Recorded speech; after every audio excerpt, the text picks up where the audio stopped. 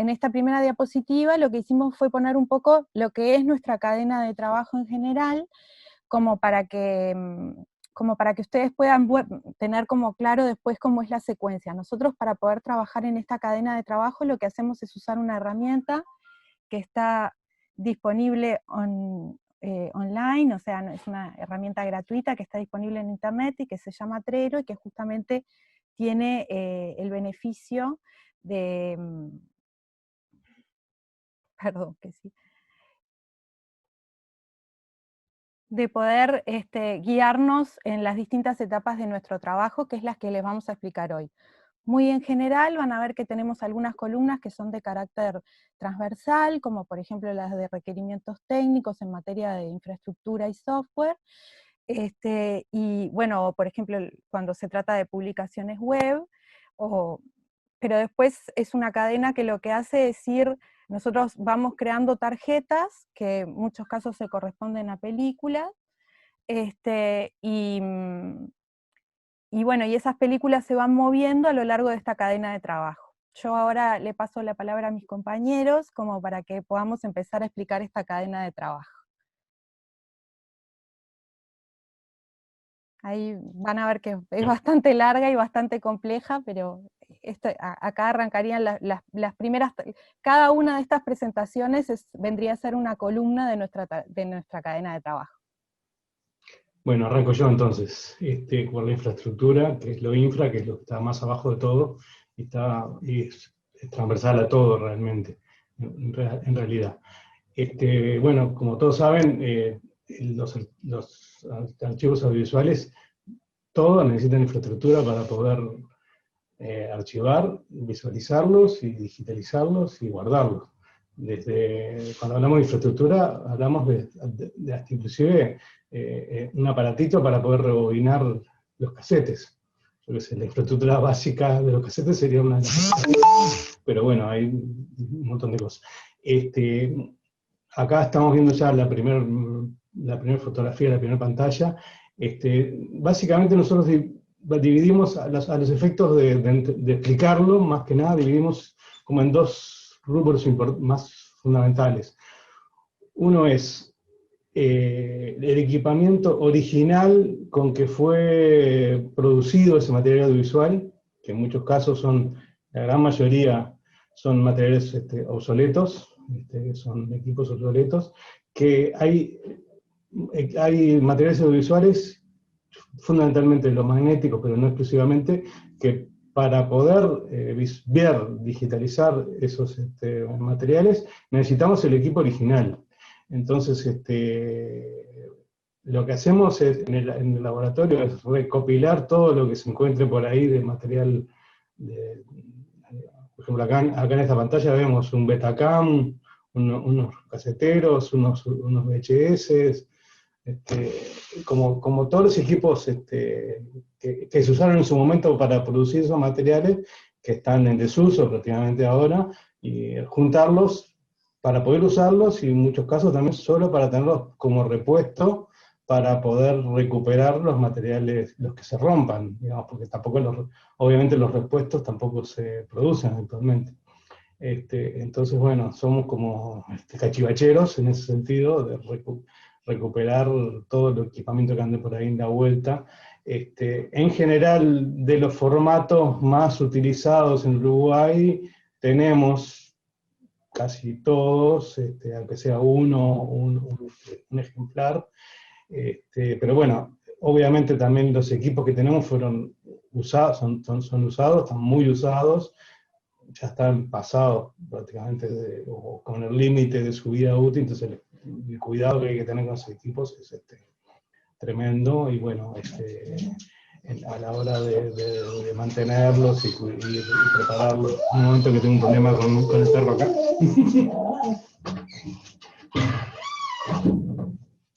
Perdón. Bueno, la otra línea, esta primera línea sería, bueno, los equipos originales, tratar de, bueno, mantenerlos y repararlos para poder usarlos. Por ejemplo, si vienen casetes Betacam, la única forma de verlos es con el reproductor Betacam ese que tenemos arriba a la izquierda. La otra línea que en realidad es conjunta con esta es investigación y reformulación de otros equipos para hacer cosas que nosotros necesitamos. Que eso se aplica más bien a los fotoquímicos. Acá, bueno, acá están viendo digamos, el buque insignia nuestro, que fue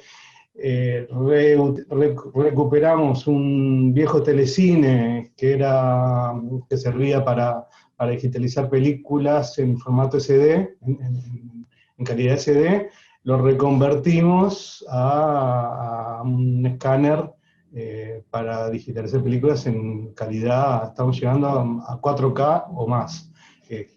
Bueno, esta es una línea de canibalismo, recuperación, investigación y transformación. En realidad, esta foto que ven ahora, lo que es la primera parte del desarmado del equipo, le sacamos la parte de generación de la imagen y todo eso lo sustituimos por una cámara digital con la que fotografiamos cada uno de los fotogramas. Acá está bueno, la verdad nos divertíamos un poco desarmando e investigando este viejo aparato para ver cómo lo podíamos reutilizar. En la siguiente, bueno, acá está ya las primeras pruebas que hicimos, bueno, para explicarlo sencillamente, este viejo aparato lo que hicimos fue utilizar la parte mecánica del movimiento de la película y sustituimos toda la parte electrónica de control en su momento por una Raspberry, y después lo pasamos a hacer con una placa Arduino, con la que controlamos el movimiento de la película, y le adosamos a este escáner, a este aparato, una cámara fotográfica de alta definición, de 20 megapíxeles, con la que fotografiamos cada uno de los fotogramas. Otra parte importante de la infraestructura, que no tengo ninguna foto, pero que tiene que ver ya más con la parte siguiente que es software, que es la infraestructura computacional, que bueno, obviamente para todo esto se requiere una capacidad de cálculo, de almacenamiento de computadoras, de redes, que bueno, lo va a explicar más adelante Jaime. Muchas gracias.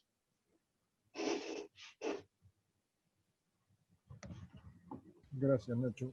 ¿Se escucha? ¿Sí se escucha? Nada, pobre Nacho dice que es importante el hardware, pero no sé qué haría solo con el hardware y sin tener el software, ¿no? Pero No dije que fuera más importante una cosa de la otra. No, pero Dije que distintas era deficiencias, transversal. no sé qué. Bueno, nada, un poco de software, se me ocurrió capaz que es mejor ver esta diapo, que no la hice yo, obviamente, la saqué de internet, y llega hasta el 2016. Si se dan cuenta, cada vez aparecen más nombres. Si estuviéramos en el 2020, ya sería una nube imposible detectar lo que hay. Ahí están los estándares, las herramientas y los servicios en todo lo que tiene que ver con archivos, y sobre todo con archivos y software o herramientas que se deberían utilizar. Está en la línea de que lo que empezó por esas fechas y termina siendo ahora la preservación digital, que prácticamente es lo que ya estamos cada vez en eso. Si nos fijamos de los estándares, tratamos de cumplir algunos, y no tenemos ninguno implementado a fondo, porque requiere cuestiones institucionales y demás. Es un nivel importante de madurez al que deberíamos llegar. Pero bueno, en cierta medida, si se fijan, en el 2008, nuestro querido Atom, que estamos utilizando en este momento, que ustedes van a ver más adelante cómo se utiliza, empezó en el 2008 su desarrollo y sigue hasta el día de hoy, y ya están en unas versiones más nuevas. Pero bien, en realidad el Atom lo estamos utilizando como software de gestión y como software paraguas de todo lo que ingrese, lo van a ver. Y después tenemos las diferentes cadenas de trabajo que cada uno tiene su software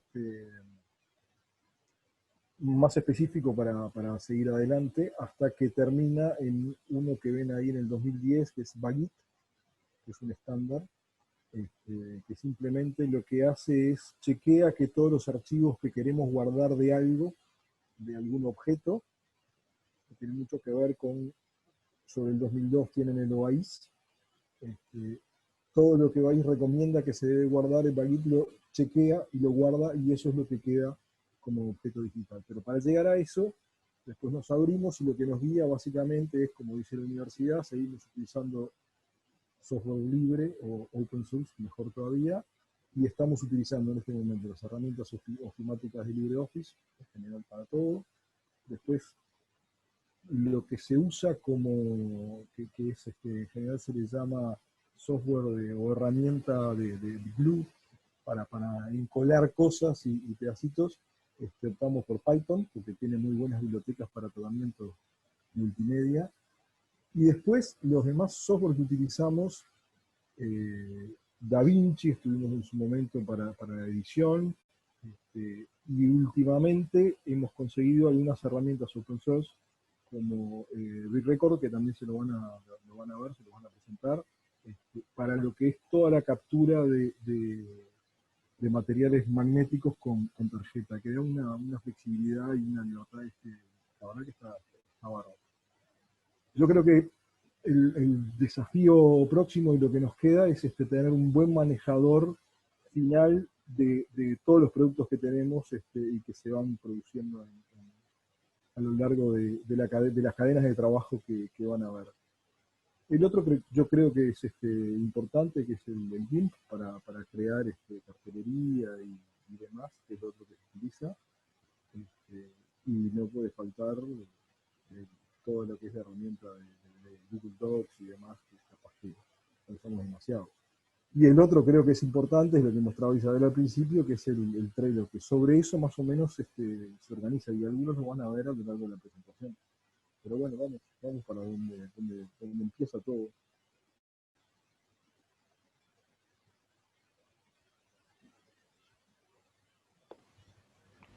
Hola.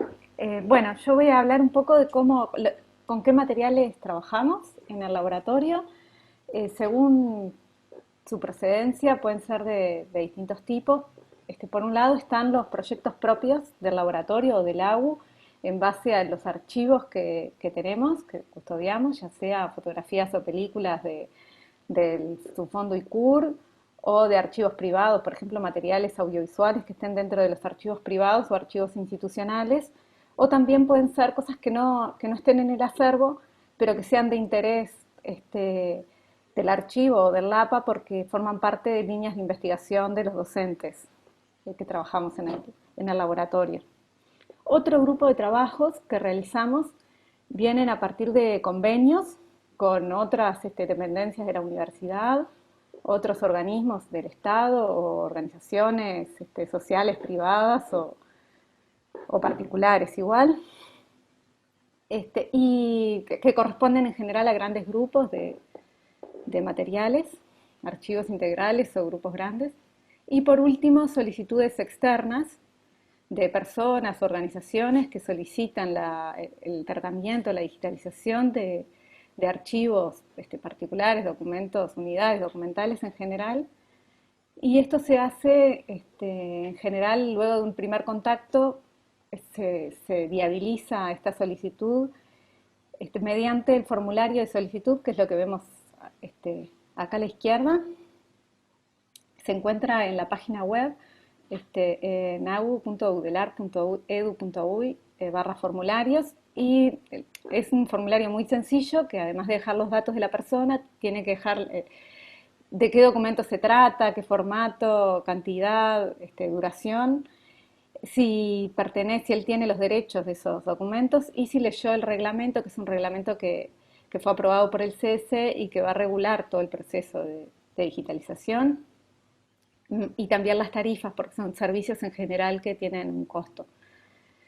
Después, en cuanto al proceso de trabajo, una vez que llegó, sea por la vía que sea, ese documento, lo primero que se hace, como hablaron Isabel y Jaime, se ingresa en Trello, Acá la primera columna que puse en esta captura es del ingreso, que hay 2 documentos. Lo primero que se hace es ingresar y ese documento, cada documento individual, y cada una de esas tarjetas, a medida que se van procesando, se van cambiando de lugar. Y también se va etiquetando a la persona que tiene que hacer esa tarea. Por ejemplo, se ingresa la película y se etiqueta a alguien diciendo que la película está pronta para inspeccionar. La persona, cuando la inspecciona y la limpia, después la pasa a digitalización y etiqueta a las personas que tienen que digitalizarlo, y así va siguiendo, y cada uno se va enterando por mail de las tareas que tiene que hacer.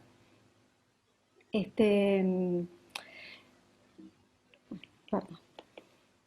Bueno, después cuando en la cadena de trabajo el primer paso es ingresarlo al Atom. Aunque tengamos pocos datos, el dato que tengamos se ingresa como borrador, pero eso es importante porque ahí se le asigna un número de identificación que es necesario para realizar toda la cadena del trabajo. Después igual a lo largo del trabajo se vuelve al Atom, se va a volver cada vez que tengamos nueva información para agregar. Y bueno, por otro lado, se le asigna un lugar a ese documento o a ese conjunto documental en el cuadro de clasificación. Si son cosas del fondo institucional, ya sea del ICUR o de archivos privados. Acá tengo un ejemplo de archivo privado. Van a estar dentro del subfondo institucional, y si son cosas que vienen por convenio o servicio externo, van a estar en el subfondo Laboratorio de Preservación Audiovisual, que pueden ser 3 tipos distintos dependiendo de su naturaleza. Si es una unidad sola o 2 que llegan, se tratan y después vuelven a su lugar de origen, esos son servicios externos. Si son pocas unidades, pero que por donación o van a quedar, el físico va a quedar formando parte del acervo del AU, esos son colecciones audiovisuales. Y cuando es un archivo entero, integral, ya sea que se quede o se vaya, eso es un archivo integral. Bueno, Darío va a hablar de ese tema. Bien, buenas, ¿cómo andan? Bueno, como decía Lu, voy a hablar del acondicionamiento y la limpieza de los magnéticos, pero para trabajar sobre este tema, sobre un archivo integral, que es un archivo que se llama Memoria y Sociedad, que es el archivo que se gestó, que se creó en base al trabajo de Universindo Rodríguez y José Pedro Charlo. Fue una iniciativa que José Pedro Charlo presentó el proyecto y tuvo financiamiento del ICAO, y a través de eso se hizo un servicio integral de todo el archivo, compuesto por 115 cassettes Betacam, que contenían los brutos de las entrevistas que después fueron utilizados en varias películas, en varios documentales, incluso en series que fueron editadas de este conjunto de ellos, ¿no? de esta iniciativa. Los beta lo que tienen son casi 60 horas de entrevistas a referentes del sindicalismo, a personalidades de la cultura, políticos, y bueno, esos materiales querían que estuvieran accesibles para futuras investigaciones o para otro tipo de producciones, y hasta ahora estaban la mayoría de ellos encerradas en esas cajas. Nosotros con los magnéticos, básicamente lo que nos pasa cuando es, bueno, sonido, como lo dijo Nacho, ¿no? Sonido, la película, se necesita siempre el reproductor. No es como el fotoquímico que viene ahora después, que se puede ver como trasluz, el material lo que hay. Entonces necesitábamos, bueno, ver qué había. Para eso se le hace la inspección y la limpieza. Estos materiales son muy frágiles, o sea, tienen una durabilidad de estabilidad de unos 30 años, ya todos estos materiales ya están bastante deteriorados. Por suerte, el beta, dentro de todos los tipos de formato magnético, es bastante estable, y no presentaban hongos ni binder, que el binder es el aglutinante, que es esas cosas blancas que se ven cuando a veces tenemos el cassette. Bueno, estos se veían bastante saludables, y de hecho, solo tuvimos que abrir 3 cassettes de los 115, lo cual no fue nada. Esos 3 sí nos dieron mucho trabajo, porque tuvimos que limpiarlos como manualmente, y también empalmarlos porque se rompía la cinta. Entonces puse también 2 imágenes como para ver cómo va quedando la cinta cuando se rompe. La cinta se va desprendiendo y a veces está pegada por la propia humedad entre las espiras, y al desprenderla se va haciendo cada vez más finita y más gruesa. Entonces hay que buscar la manera de que, bueno, lamentablemente se corta, se tiene que cortar la cinta, empalmarla, pero lo bueno del beta es que no se ha perdido, o sea, lo hemos hecho y no se ha perdido tanta información como pensábamos. Cuando la primera vez que cortamos dijimos, bueno, esto va a ser tremendo, y cuando lo pudimos digitalizar la verdad que no fue tan grave. Y haciendo estas cosas de abrirlas y empalmándolas y todo, se pueden rescatar materiales, y eso es como lo más lindo del trabajo. Así que bueno, la limpieza, como les decía, se hace casi siempre externa, con todas las partes plásticas, tanto de lo que es la caja, que está acá, como lo que es el cassette, se hace con alcohol isopropílico, con un paño que no desprenda pelusa, y en todo lo que tenga papel o cartón es pera de goma y un pincel. Nunca obviamente nada que lo pueda humedecer y desprender la información que contiene. Todo lo que tenga tanto el contenido, si está escrito la etiqueta de carcasa como cassette, se pone en el Atom, toda la información va a ser fundamental para después poder recuperar qué contenido hay, no sé, incluso la marca, si tiene una serie, el cassette, porque eso también a veces con el tiempo puede haber algún deterioro, y se ve que una serie de un tipo de marca o de cassette daba ese deterioro más que otros. Entonces como que toda esa información termina siendo relevante a la hora como de investigación del soporte, por ejemplo. Así que bueno, en cuanto a magnético, básicamente me quedo por ahí. Le doy la palabra a Lu otra vez. Ahí está. Bueno, la limpieza del fotoquímico, bueno, en primer lugar, al igual que con los magnéticos o con cualquier otro tipo de soporte, lo que se hace es una inspección a fondo de las características del material, si es monocromático, policromático, si tiene sonido, las marcas de la película, bueno, los deterioros, y después se realiza una limpieza que implica primero, por un lado, pasarle aire de los dos lados, del soporte y el aglutinante, para sacar todo el polvo, y después también pasarle también un paño que no desprenda pelusa embebido en alcohol isopropílico solamente del lado del soporte. También se realizan empalmes, o sea, si hay empalmes que están en mal estado, se los repara, si hay roturas, si hay empalmes rotos, eso también se repara en esta instancia. Y bueno, en general es lo que se hace, pero en algunos casos el material requiere otro tipo de tratamiento. Bueno, yo voy a hablar un poco de este tema de intervención y restauración. En este caso, los proyectos de preservación audiovisual que requieren procesos restaurativos a nivel físico presentan un desafío particular respecto a los procesos de conservación preventiva. Esto se debe a que en la conservación preventiva las decisiones y acciones realizadas tienen como objetivo hacer que el material documental en su estado actual perdure en el tiempo en las mejores condiciones posibles, sin realizar intervenciones directas sobre el material mismo, ¿no? En cambio, en el proceso de restauración, tanto las decisiones como las acciones están orientadas a restablecer un estado original, entre comillas, del material, mediante procedimientos de intervención que afectan, sí, directamente y modifican el estado de deterioro del material audiovisual. En el LAPA, en el Laboratorio de Preservación Audiovisual, a pesar de priorizar la conservación preventiva, hemos tenido en algunos momentos que recurrir a procesos restaurativos para poder preservar y digitalizar materiales documentales que lamentablemente tienen un grado de deterioro muy avanzado. Este es el caso de unas películas como la que se está viendo ahí en la diapositiva, que llegaron a pedido del Museo de Artigas, y se trata de 3 rollos de acetato de 35 milímetros, que se encuentran en estado de descomposición de soporte plástico, y es lo que se conoce como estado autocatalítico, es decir, el soporte empieza a descomponerse por sí mismo y es un proceso irreversible, que no se detiene.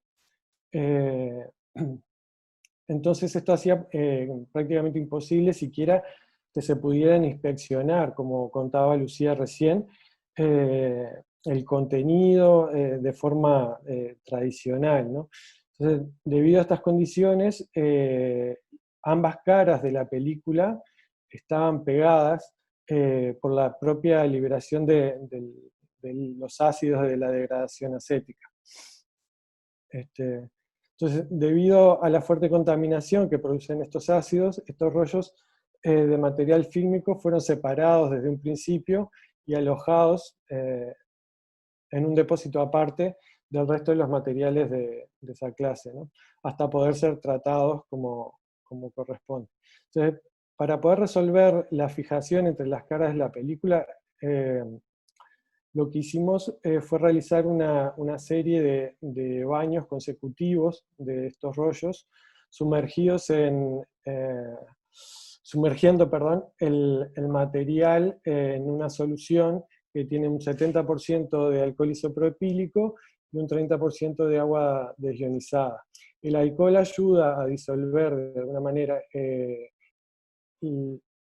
la fijación que sucede en el ácido acético entre las caras de la película, y el agua, de alguna manera, el agua desionizada, que es importante que sea agua desionizada, porque de lo contrario estaríamos agregando metales y contaminantes en el agua que pueden producir inclusive más daño. Este porcentaje de agua desionizada contribuye a la humectación de la película, cosa que también es importante en un proceso de degradación, porque la película pierde humectación y se vuelve más rígida. Entonces, de este modo se logró, a través de estos baños, ¿no?, que se realizaron, se logró que 2 de los rollos pudieran despegarse y ser manipulados para ser inspeccionados, como comentaba Lucía. Se logró acondicionar esos 2 rollos también con sus respectivos núcleos, como mostraba ahí la imagen. Y el tercer rollo lamentablemente no pudo ser recuperado, dado que el nivel de degradación ya había sido bastante avanzado y el soporte plástico se estaba empezando a pulverizar. Es decir, a medida que se manipulaba se iba como desgranando el soporte. Bien, después, en tanto el proceso de inmersión de los rollos como en el proceso de inspección fue realizado teniendo la precaución de utilizar máscaras que filtran los gases orgánicos y guantes de nitrilo para evitar cualquier afección por la toxicidad de estos ácidos que están presentes en ese proceso de degradación. Y este proceso, a pesar de la fragilidad de los materiales, permitió inspeccionar el contenido, como se ve ahí en las diapositivas, y acondicionar 2 de estos rollos para su futura digitalización. Como se observa en las imágenes, el contenido de estas películas se trata de los festejos del centenario de la ciudad de Artigas. Hay una fecha que dice 1952 y es un material monocromático con sonido óptico de área variable. También se puede observar en la imagen que está en este momento a la izquierda arriba. Ahí esa es la banda de sonido. Y bueno, si bien se ha perdido una tercera parte del contenido de estas películas y han sufrido alteraciones físicas, también se ha incrementado la rigidez del soporte, pero es importante destacar que a nivel de imagen Y aquí incluimos el sonido, porque el sonido está presente en la película como una imagen, al ser sonido óptico. Los rollos que se han logrado rescatar, se logra también rescatar mucho detalle, lo cual lo vuelve un desafío bastante interesante para su digitalización. Bueno, después quizás en el espacio de preguntas podremos ver algún detalle más sobre este proceso, pero no quiero aburrir con cuestiones muy técnicas. Simplemente explicar un poco el proceso de restauración que se utilizó en estas películas y también un poco la posición del laboratorio frente a estos procesos de restauración física. Interrumpo un minuto para decirles que no teman en escribir en el chat los comentarios que tengan, como para ir teniendo en agenda preguntas o comentarios que quieran hacer. Bueno, seguimos.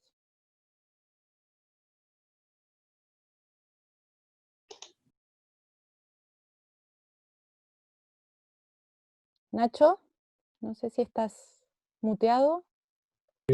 Ahora sí, ¿ahora me escuchan? Sí.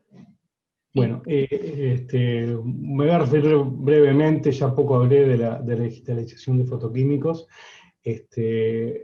Lo que nosotros, hacemos ahí en esta única pantalla que tengo para mostrar para esto, es el cabezal, la parte del cabezal del escáner, en el que se ve la fuente de luz y la cámara que usamos para digitalizar los fotogramas. Un detalle que quiero comentar, nosotros lo que hacemos es, hacemos avanzar la película frente al cabezal de lectura, avanzamos un fotograma, prendemos la luz, disparamos la cámara, avanzamos otro fotograma, y eso secuencialmente para toda la película. Lo que nos permite este aparato que armamos es, como la película avanza por fricción y no por las perforaciones, podemos trabajar con películas que estén muy deterioradas. De hecho, inclusive aunque las perforaciones estén rotas, la película avanza igual. De hecho, a nosotros nos gusta más digitalizar películas que estén en muy mal estado. Tuvimos una experiencia muy interesante con una película de primaria que estaba realmente en un estado muy deteriorado. Esta película que mostró Julio es un desafío interesantísimo también. No avance todavía. Lo que sí es que nosotros, este aparato, si bien permite trabajar con películas que están en un estado muy deteriorado, como le sacamos un fotograma una foto digital a cada fotograma fotoquímico, digamos, que se convierte obviamente en archivos digitales. Después se necesita un proceso de postproducción, básicamente estabilización y recorte, algún tipo que se hace posteriormente, obviamente. Recientemente, nosotros el principal trabajo que hacemos es con películas, pero monte de alunos nossos, alunos que eu não vou ficar muito tempo falando o nome de todos se está metiendo algo, no sé. Pero estuvimos haciendo hace poco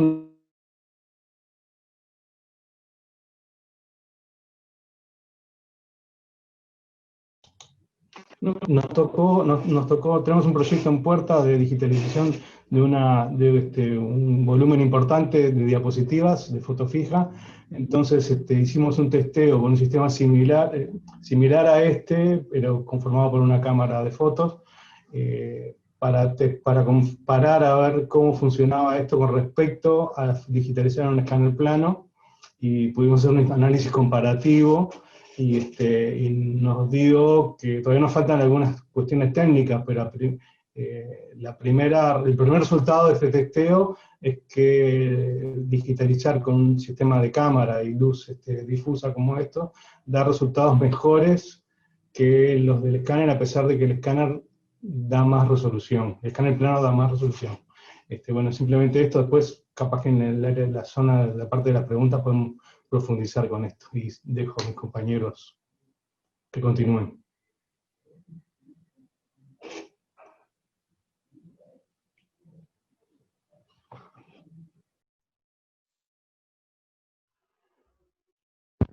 Bueno, buenas tardes. Yo voy a hablar del proceso de estabilización de los fotoquímicos. El proceso de estabilización, lo que se hace es que cada captura del escáner la llevamos a que cada fotograma coincida con el otro para así poder tener el efecto de movimiento de la película. Los fotogramas nos llegan en formato JPG. También hay GIF, pero trabajamos en JPG, por el tema de peso. Y lo que hacemos, ellos vienen seriados del 0 a X número, y bueno, los importamos en un programa que se llama DaVinci Resolve. Y el programa, la ventaja que tiene es que al estar seriados estos JPG, nos permite tener un clip de video. En ese clip de video vamos a trabajar la parte de estabilización. Pasamos a una parte de la interfaz del programa que se llama Fusión, donde están montones de efectos de video, pero a nosotros solamente nos interesa la parte, por ahora, de estabilización, donde a través del tracking, que es lo que hace el programa es buscar en un fotograma un campo de búsqueda, y ese campo de búsqueda lo va a seguir buscando en las siguientes imágenes. Entonces nosotros lo que hacemos es tomar el área de búsqueda, casi siempre por temas de contraste y porque la imagen se va a volver a repetir, es colocar ese campo de búsqueda en una perforación. Una vez marcada la perforación, el programa va a empezar a buscar consiguientemente ese espacio que nosotros habíamos marcado. Puede ser que por alguna causa, razón, circunstancia, se puede llegar a perder de la búsqueda, pero se para la estabilización, se acomoda y él vuelve a buscar esa perforación. Una vez terminado el proceso, nosotros lo que hacemos es la parte de transformar la imagen, ya que, como vimos en la imagen anterior, él viene horizontalmente, así terminaría traqueada la imagen. Nosotros lo que hacemos, la parte de transformación, es girar 90 grados la película y así tenerla de la manera que lo veríamos convencionalmente. Y también hacemos una parte de agrandar la imagen, porque es pequeño lo que recibimos, la agrandamos sin pérdida de calidad, para que nos quede como la vemos ahí en pantalla. Después de esto, lo que hacemos es darle la primera reproducción, para ver si existe algún salto o alguna imperfección dentro de las imágenes. Si llega a pasar esto, lo que se hace es trabajar con fotogramas claves dentro de la transformación, y así ubicar el fotograma que se salió, se fue del orden, vamos a decir, lo llevamos a un orden, y de esta manera podamos continuar con el proceso de la reproducción, vamos a decir. Una vez terminado este proceso, lo que hacemos es exportar la película en un formato MXF de calidad 1920 x 1080, y pasa a otra instancia que se hablará después, que es la parte de revisión. Bueno, esto es una etapa después de la estabilización que lo veníamos utilizando con 16 y con 35, el esquema que mostró Claudia recién, pero justo ahora nos llegó un archivo que básicamente son un par de películas 16, pero también son 8, un montón de 8, una veintena de rollos de 8, y bueno, ahí estuvimos intentando varias formas de cómo hacerlo, porque el equipo, si bien en algún momento estuvo previsto el Sintel que mostraba Nacho hoy como para hacer 8 también, faltaba una cantidad de aditamentos para que funcionara. Entonces lo que hicimos finalmente fue, como estos son 8 y son los 8 que son el 8 original, digamos, que es un 16 partido al medio, dijimos, bueno, usamos la mitad de los recursos y trataremos de obtenerlo.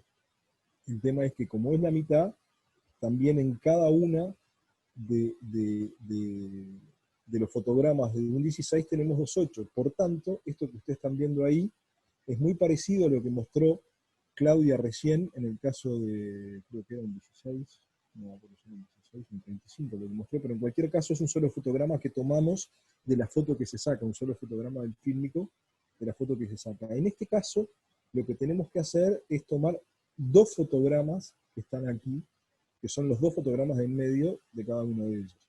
Y entonces, esos 2 fotogramas, el de más a la derecha, se transforma en el 1, y el de más a la izquierda, el que está más a la izquierda, el segundo completo, pasa a ser el segundo fotograma. Y así lo tenemos que componer, y después iría a estabilización. Entonces, ahí, bueno, no tuvimos más remedio, porque no había ninguna herramienta disponible que nos pudiera resolver esto, por lo menos no conocíamos, no encontramos, y desarrollamos un script que lo que hace, busca, siguiendo la misma idea. Este es un caso bastante complicado, porque ven las letras que están ahí en el medio de la banda negra, y de lo que se trata justamente es de encontrar los fotogramas que queremos. Entonces recorremos la banda negra en la zona donde está mayor contraste entre los ojalillos y el negro, y ahí ubicamos los fotogramas, y después cortamos y generamos cada uno de los fotogramas que queremos de la película. Es un proceso automático, corre, los encuentra con un margen de error, porque en realidad lo que busca es el límite entre las zonas más claras y más oscuras que están presentes sobre los ojalillos. También hay que rotarlo y demás. Ahora hay un ejemplo de cómo a ver si carga.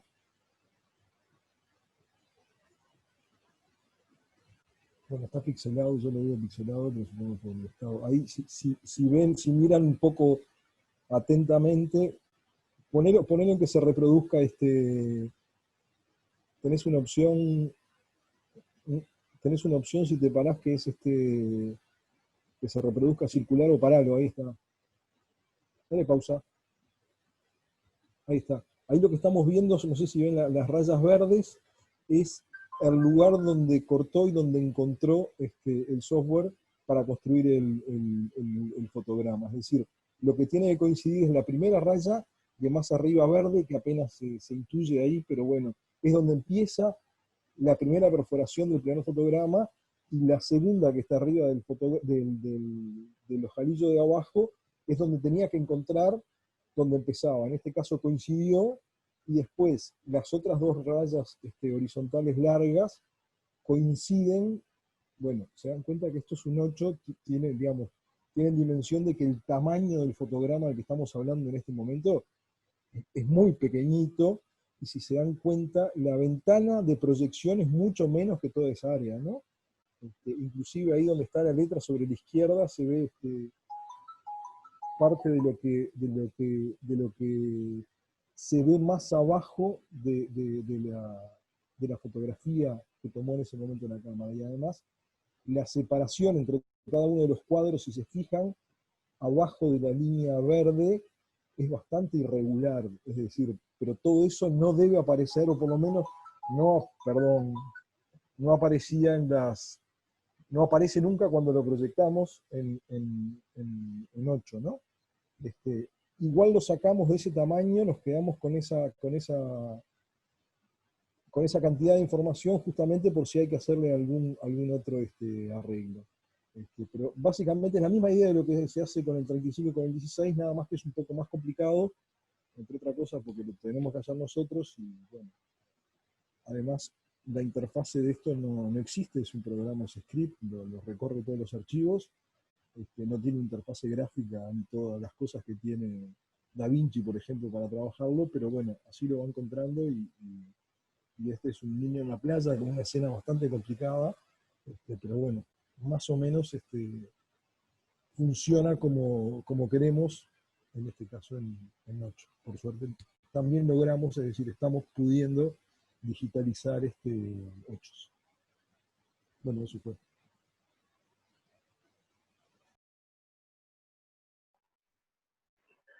Buenas, voy a hablar un poco de la digitalización de magnéticos, específicamente en el trabajo realizado con el archivo Memoria y Sociedad, la digitalización de beta para el proyecto de Charlo. En esas dos imágenes lo que pasa, hubieron dos etapas en la digitalización, en el proceso de digitalización, porque por diversos motivos, uno es porque es un espacio de investigación, se logró cambiar la forma, en el software de captura en que hacíamos la digitalización, el MediaExpress, hacia el B-Record, donde se pasó de un archivo, de una captura de un archivo AVI a un MKB, que es, bueno, tenía ciertas ventajas frente al AVI, que por ejemplo es de código abierto, que es más estable, no tiene pérdida de calidad, perdura más en el tiempo. Y bueno, esas fueron como las dos etapas en la que tuvimos en el proceso de digitalización. Para la edición también hubieron dos etapas. A ver, Lu, pasa para adelante. Esto es todo el proceso del B-Record, en realidad. Ahí están los parámetros, cómo se hacía, bueno, con los comandos. Pasá de vuelta, Lu. Y bueno, en la izquierda es un poco, bueno, justo no hay nada, no se estaba capturando nada ahí, pero es como la imagen de cómo se veía al capturar el cassette, el beta. Y a la derecha es uno de los software de edición que utilizamos en la primera etapa de trabajo, que fue el Olive. También es un software de código abierto, que lo que hacíamos era agregarle, bueno, editar el bruto. Al principio le sacábamos las partes que no eran interesantes para el proyecto, según Charlo, y le agregábamos cauciones al inicio, al final, le arreglábamos el volumen y lo exportábamos el máster con cauciones en MOV y la versión con marca en MP4. Pero después, por el tema de la pandemia, como no podíamos ir a editar al lugar, se pasó se cambió la forma de editar para una edición remota. Ahí lo que se hacía, en el caso de Jaime y Mariel, lo que se hacía era editarlo desde la computadora en este caso Jaime, se agregaba la caución del inicio con la caución final y en el medio el bruto, sin editar el bruto, ¿no? Y se exportaba. Esto generó alguna discusión que fue interesante, era el hecho de, comparado con la etapa anterior, nosotros lo que hacíamos era editar ese bruto para sacar, por ejemplo, la señal de ajuste, o cuando no había señal, si había no sé, porque como los cassettes también se reutilizaban para otras cosas, había publicidad, un detrás de escena, no sé, todo eso lo que hacíamos era sacarlo y dejarlo importante porque así nos había pedido Charlo. Pero lo que pasó después, la discusión, el debate fue eso, ¿no? Si era lo correcto lo que estábamos haciendo, ya que en la edición remota no era posible editar el bruto, sino que lo que se hacía, porque era a través de comandos, agregar el video del final, el video inicial, es decir, las cauciones, con el bruto en el medio, íntegramente, ¿no? Pasa para adelante, Lu, que es el final ahí. Ese GIF es en realidad uno de deterioro más visible, así que se podía ver dentro más allá de otros deterioros que también tenían los cassettes, pero que se podía observar así en la digitalización era el salto de cinta, ¿no? De imagen, que es por el deterioro también de esos cassettes, pero que también es difícil de solucionar con edición, simplemente es un problema que después No hay forma de en postproducción poder mejorarlo. Por ahí iría todo. Hola, buenas tardes. Yo ahora voy a hablar del proceso de, en verdad, el paso final, después de que la película pasa por las distintas digitalizaciones. Lo que hacemos es agregar la información sobre la película, que la agregamos en el modo de cauciones, que la principal, la primera caución, es el convenio en el que se generó esta digitalización, que lo importante es poner, para identificar las distintas instituciones. El caso que tenemos es de Gesta y de Cinemateca, y también tenemos el del cine y la lucha contra la impunidad, que fueron convenios en los que se generaron bastante digitalizaciones. Después de esta primera caución, lo que vamos a hacer es la segunda caución, que es donde va la información de la película, que en este caso sería el nombre, la fecha, los realizadores o realizadoras, el soporte original y la duración. ¿Sí? Esto todo lo tenemos en la plataforma Atom, que si no llegamos a tener alguna información, lo que intentamos es ponerlo más aproximado, así el usuario tiene la mayor información posible. Después de esto, pasamos a lo que sería la información sobre la digitalización, que en este caso es si es un escáner o si es por telecine. También lo importante es poner la fecha de digitalización de la película y también a dónde pertenece, dónde está el original de la película. Después de esto, lo importante también es la caución final, que es donde ponemos lo referido a los derechos de autor, la información de a quién pertenece la película, y también la información de contacto con el laboratorio por si quieren alguna consulta. Además de esto, de las cauciones referidas a la información sobre la película, lo que se le agrega es una marca de agua para la difusión en la web, así que queda todo bastante controlado y con toda la información posible para los usuarios.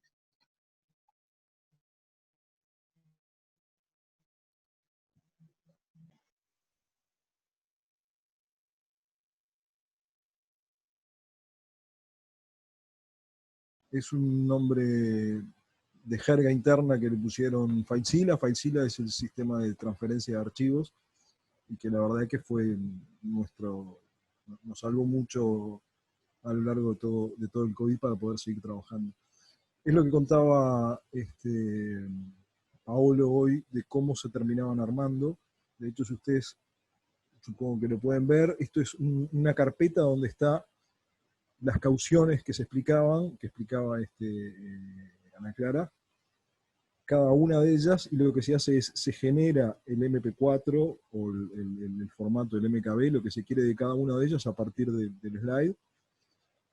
Se establece el tiempo de duración de acuerdo a la cantidad de líneas que tiene esa diapositiva que se va a agregar, y cada una de ellas, y después se compagina todo en línea. Y la ventaja de esto es que no hay que tocarlo, lo que decía Paolo de los brutos, en general el bruto es el bruto, que es lo que nos deberemos quedar, que tiene toda la información, y bueno, si aparece una información que no corresponde porque viene después de que se grabó, porque se grabó arriba, y bueno, quedará, después se recortará, pero el material queda todo junto ahí. Y la ventaja de todo esto es que funcionó, es un script, yo les hablaba hoy de Python, esto es de sistema simplemente con otra herramienta fundamental para todo esto que hay que conocerla, que es el FFmpeg, que es el que nos permite juntar todo y hacer una cantidad de cosas increíbles con archivos audiovisuales. Es una herramienta que no tiene una interfaz gráfica, es de línea de comando, de texto, pero se utilizó mucho. Y además, ahí esas carpetas que ven, 7 o 8 carpetas, que son muchas más, la dejamos corriendo en la máquina, y al otro día cuando llegamos tenía generado tanto el bruto de alta calidad, y además generábamos una versión en baja con la misma calidad pero más pequeño y con menos bitrate, como para controlar que estuviera razonablemente pronto para seguir en el proceso, en la cadena de trabajo. Y esto lo utilizamos para varios fondos, ya fueran, no importa además, porque ya acá está digitalizado, así que sea el origen fílmico o magnético, ya estamos en lo digital completamente. Y así fue como trabajamos cientos de archivos para preparar. Es un poco eso, contarles.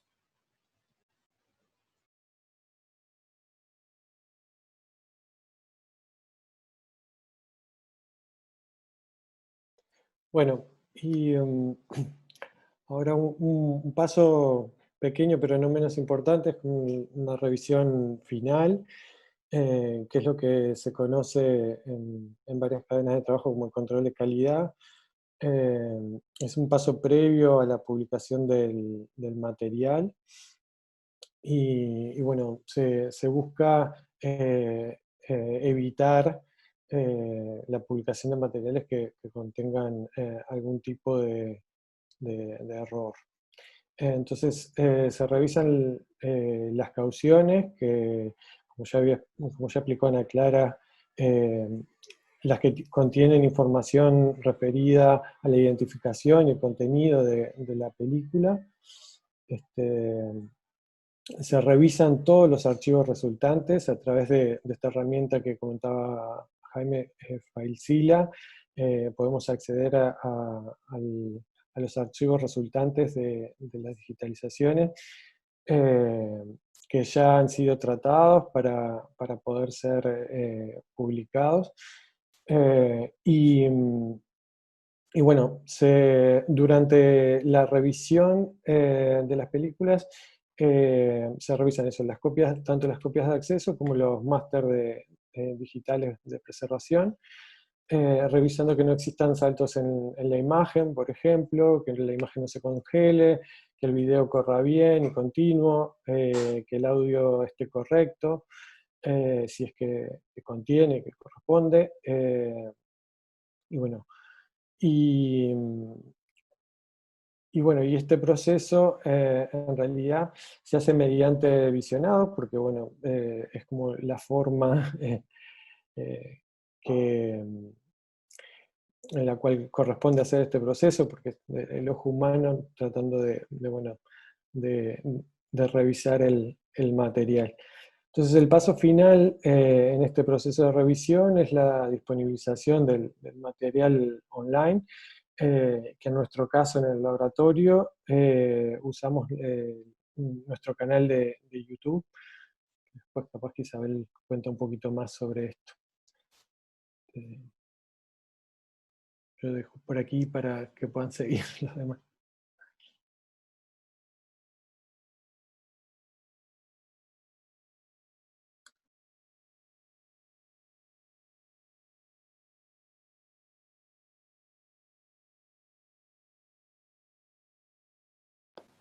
Bueno,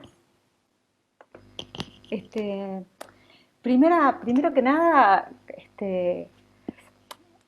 en relación a lo que decía Julio, también contar que esta cadena de trabajo que vimos en el Trello, que la vamos mejorando continuamente, le hemos ido agregando etapas de revisión en el medio también, o sea, cada vez vamos agregando más revisiones para que al final no haya que rehacer como nos pasaba en algún momento. Entonces, si volvemos al Trello, esta estabilización, revisión de la estabilización y así, son como varias etapas de revisión.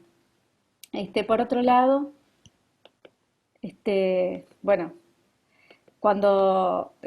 también lo que decíamos al inicio, que la información en el Atom se va completando durante todo el proceso. Cuando termina la digitalización hay que volver al Atom.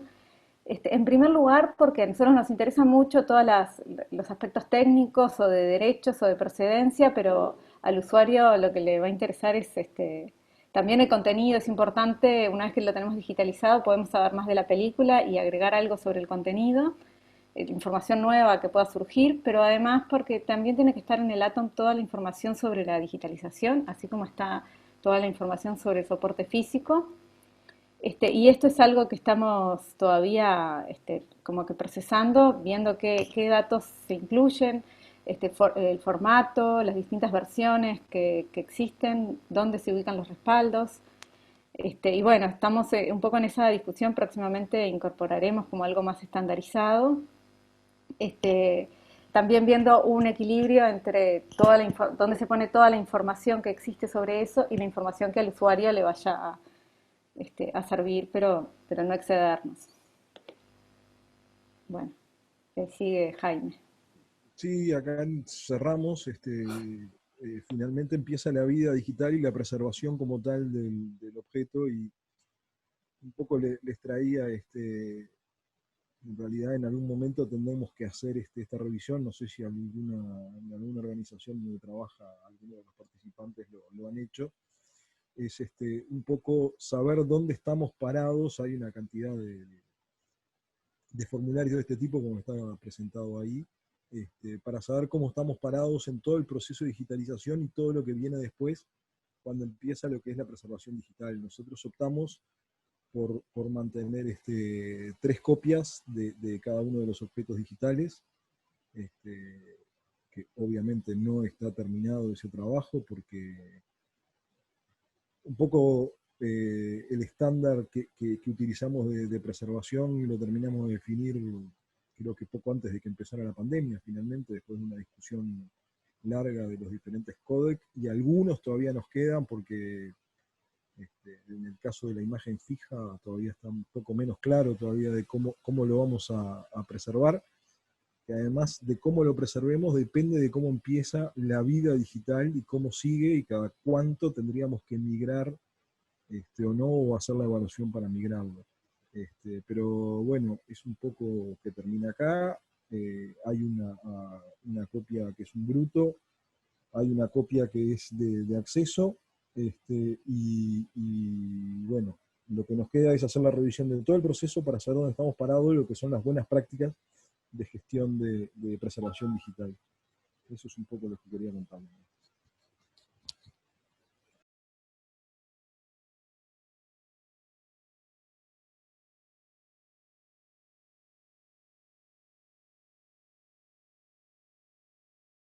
Bueno, bien.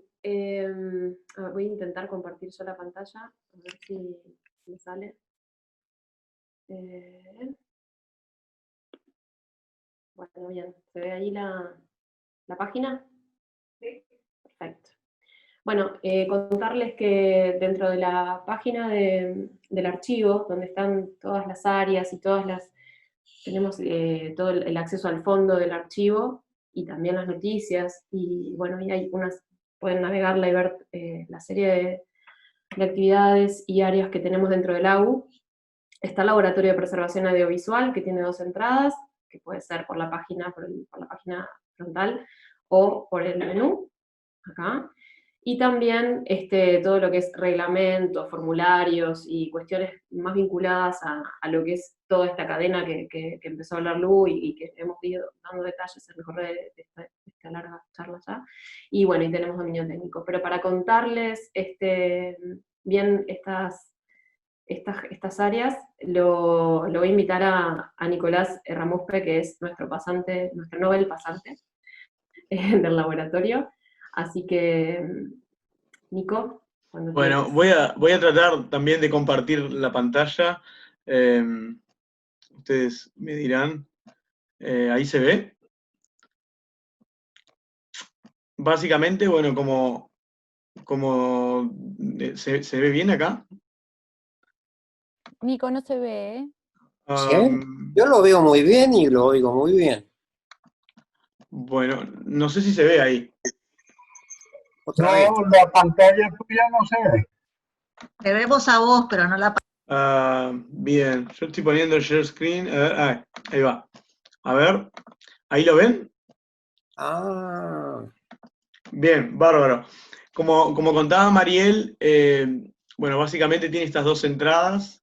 Principalmente, bueno, la que pueden ver acá es directo al Laboratorio de Preservación Audiovisual, y bueno, tiene como distintas formas digamos, como distintos accesos que lo pueden ver. El primero es el general, es el que habla bueno, de los cometidos del APA, y nos lleva, digamos, a la parte de antecedentes, como contó Mariel, del reglamento y tarifario, del dominio técnico, donde también se acceden a otras distintas, digamos, publicaciones de corte más técnico y de la parte más asociada a la parte tecnológica del mantenimiento y del procesamiento de los archivos.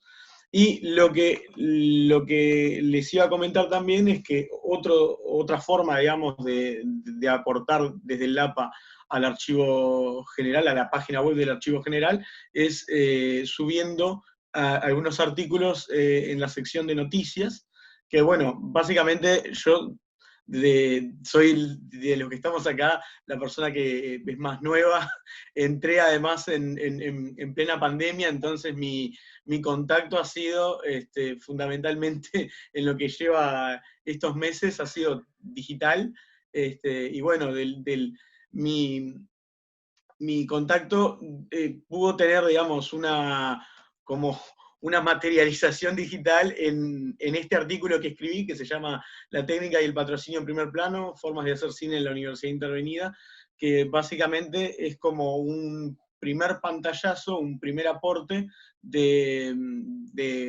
digamos, de mi trabajo en la parte de investigación en el LAPA, fundamentalmente con la parte del acervo que es, digamos, ICUR de MTC, que es el Departamento de Medios Técnicos de Comunicación, pero que fundamentalmente lo que empecé a ver son los documentos administrativos del DMTC y algunas otras, obviamente, publicaciones, como por ejemplo la revista el boletín del DMTC, o ver más o menos en el Atom, como nombraron anteriormente, qué películas hay o qué material hay sin datos, o bueno, cuáles tienen datos. Y bueno, básicamente esto fue un primer artículo que está asociado también a que es también una idea de mi trabajo de grado en la Facultad de Información y Comunicación, en la FIC, que va a ir sobre tratar de vincular, como estuvieron hablando anteriormente, lo que se puede decir de todos los pasos para poder ver, bueno, desde si las entradas sobre el material que hay del DMTC están correctas, qué otra información puede haber, hasta culminar con la digitalización de alguna de las películas del DMTC.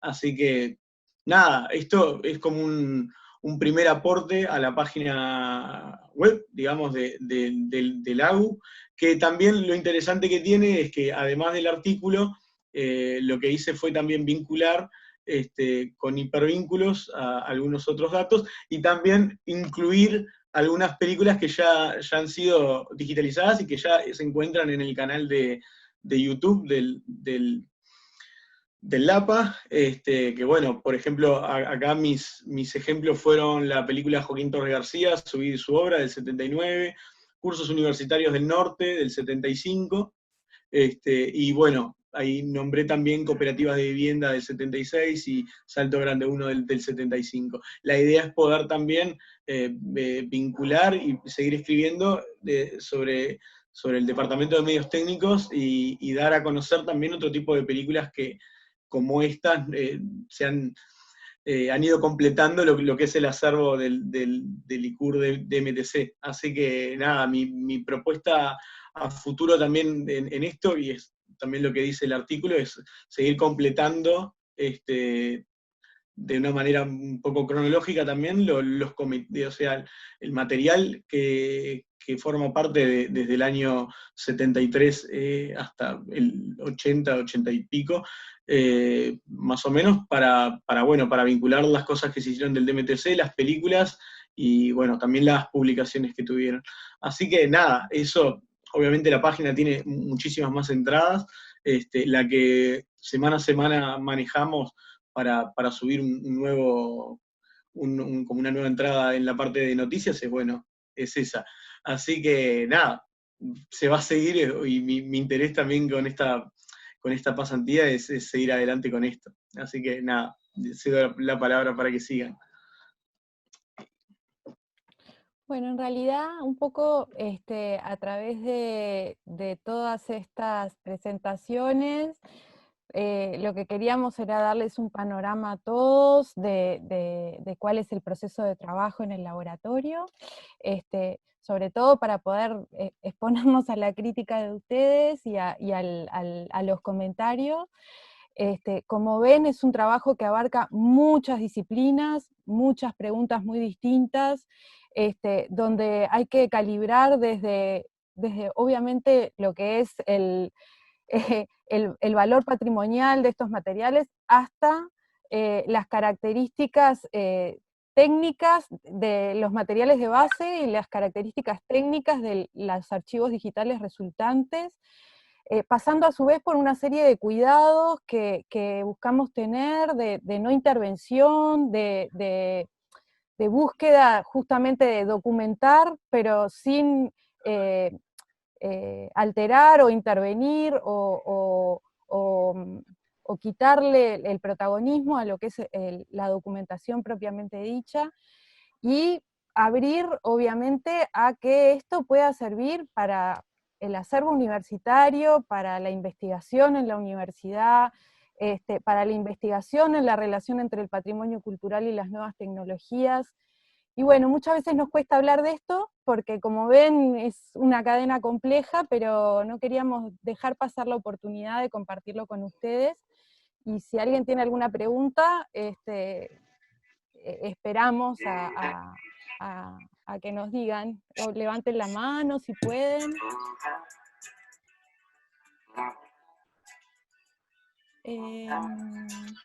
Sí, no sé. Sí, hay alguien que está desmuteado y que está escuchando música. No sé si hay manos levantadas, si hay alguien que quiere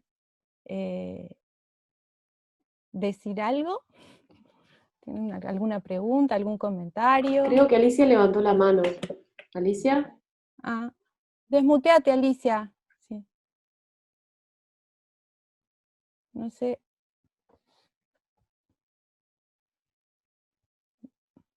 No sé. Bueno, Mario, creo que Mario. Te podés desmutear, Mario. Disculpen. Sí. Me parece magnífico. Yo no me había enterado nada de esto, fue casualidad. Pero no sé por qué, soy un idiota, quizá perdí la dirección y nada más. Yo pienso que mientras vi magnífica la línea de tiempo, lo felicité a todos usando el nombre de Jaime.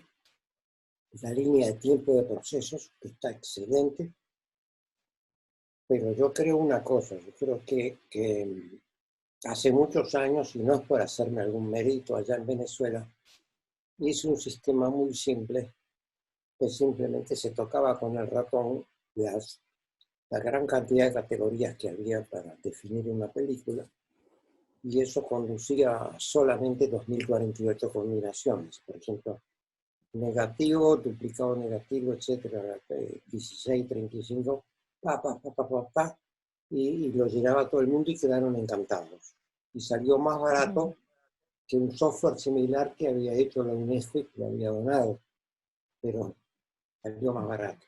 Es decir, que en Sí, lugar bueno, de Mario. tienen, ¿me entendiste? Otro día Sí. hablamos más al detalle, está bien, ya. Sí. Sí, porque en realidad nosotros no llegamos a hablar del tema de la documentación para las etiquetas para la búsqueda, porque bien. le dimos prioridad a las cuestiones vinculadas con De acuerdo, solamente la preservación y la digitalización, y a su vez también, digamos que en esta etapa para nosotros es más importante todavía cuidar la no pérdida de trazabilidad de las películas, o sea, quiénes son los propietarios. Amable amigo, como decía Peloduro, pero no, de Alicia, apuro pasó algo, de apuro pasó una cosa, que era la del Tucu Tucu, película que yo estaba presente, y que no puede ser que sea las personas que pusieron como directores no eran, el director ahí era Rodolfo Taliche y su asistente, que en este momento no me acuerdo. Bueno, es que hubo varias versiones de los tucutucus. Alicia, ¿vos querías decir Como algo? era muy divertido porque Yo quería, toda clase de bromas. Me parece que Alicia quiere decir algo. No, mira, escúchame una cosa, la verdad es que no debiera haber hablado, lo hablamos en privado en algún momento, y hablamos del tucutuco porque había infinita cantidad de bromas de carácter sexual incluso, de todo, y fue muy divertido. Está bien, está todo bien. Alicia creo que quería decir algo. quería preguntar algo, ¿me oyen? Sí. ¿Me oyen? Sí. Quería preguntarle a Lucía Seco, que ahora cuando hablaba de la incorporación de datos, informaciones, etcétera, cosas muy vagas en el ICA Atom, yo quería saber de qué manera las ibas a incorporar, como metadatos o como qué, porque en esencia el sistema más o menos es, explícame, Dal, a ver si es que sabes cómo lo vas a hacer. Si no se puede inventar, mirá que lo que no se puede, lo que no sabemos hacer, inventamos. Bueno, un poco eso, porque vos decís al final la información técnica. Sí, claro, porque tú hablabas de información técnica, pero había informaciones que eran de interés del usuario, digamos. Una cosa es la información técnica, la que nosotros incorporamos, que ya más o menos sabemos lo que es. Pero tú hablabas de incorporación de informaciones de interés para el usuario. Entonces, me refería más bien a información de contenido. Cállate que estoy hablando. Perdón. Te pregunto, ¿de qué manera vas a incorporar las informaciones? Bueno, ahí en la información de contenido, me refería más en la información de contenido, en alcance y contenido, de no olvidarse de ese aspecto que también importa. Y después en la información más técnica, es cierto que nosotros, como vos decís, medio que hicimos un invento porque pusimos toda la información, no tenemos un campo para, como nos hubiera gustado en un inicio, para cada una de los aspectos técnicos, entonces lo pusimos todo en condiciones de acceso donde están características técnicas y está todo junto en un mismo campo. Sí. Está bien, está bien.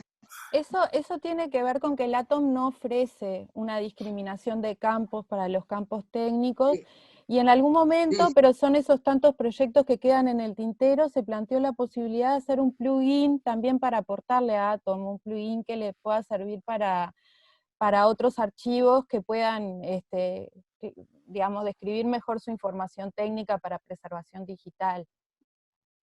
Ya saldrá el plugin algún día. Ya saldrá. Inventar siempre hay tiempo. Para inventar siempre hay tiempo. Yo creo que cuando uno sabe algo o duda de qué manera hacer, bueno, se sienta, piensa y bueno, inventa algo. La rueda se inventó así. El Atom, al fin de cuentas, está cumpliendo casi 12 años, ¿no? Seguro, la versión que nosotros usamos, creo que hay versiones más nuevas, pero por lo menos las que yo he visto, no difieren demasiado de las primeras. Es decir, creo que pusieron un ojón y de ahí después empezaron a abordarle cositas, pero digamos, la segunda y tercera versión, yo vi hasta la tercera y no vi que hubiera incorporaciones de importancia o cosas que fueran gravitantes dentro de lo que es el esquema general de funcionamiento del programa, ¿no? Así que no sé. No, está planteada ahora para el próximo año, ya está casi pronta la versión, lo que vendría a ser la versión 4, que en realidad es 3 por la numeración de ellos, pero como fueron acumulando. Pero yo por lo que vi, tampoco resuelve este tipo de temas que tenemos planteados y además todo el mundo lo tiene planteado. Ahí hay que usar otra herramienta para lo que es ya mismo preservación digital, que no hay otra.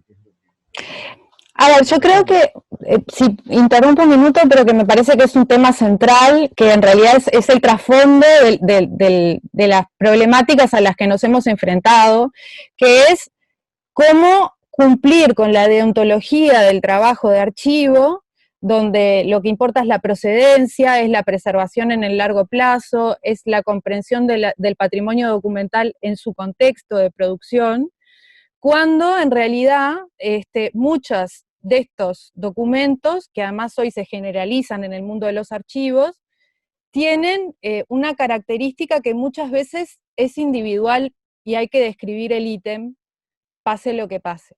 Entonces, eso muchas veces ha estado mucho más desarrollado por otras disciplinas como la documentación y la bibliotecología, y nosotros tomamos la decisión de poder estar en Atom para poder estar en un ambiente de descripción de archivos y así poder tener una metodología de trabajo de mayor respeto al contexto de producción de los fondos documentales y poder incrustar en los campos generales del Atom, que van de lo general a lo particular, aquellos datos que indefectiblemente cuando se trata de este tipo de documentos tienen que estar presentes para que no haya pérdida de trazabilidad. Y sí, es un desafío muy grande. Lo lindo sería que podamos avanzar hacia tecnologías, herramientas tecnológicas que nos permitan fusionar este tipo digamos, poner en combinación este tipo de problemáticas para mejorar las características de la descripción del patrimonio contemporáneo.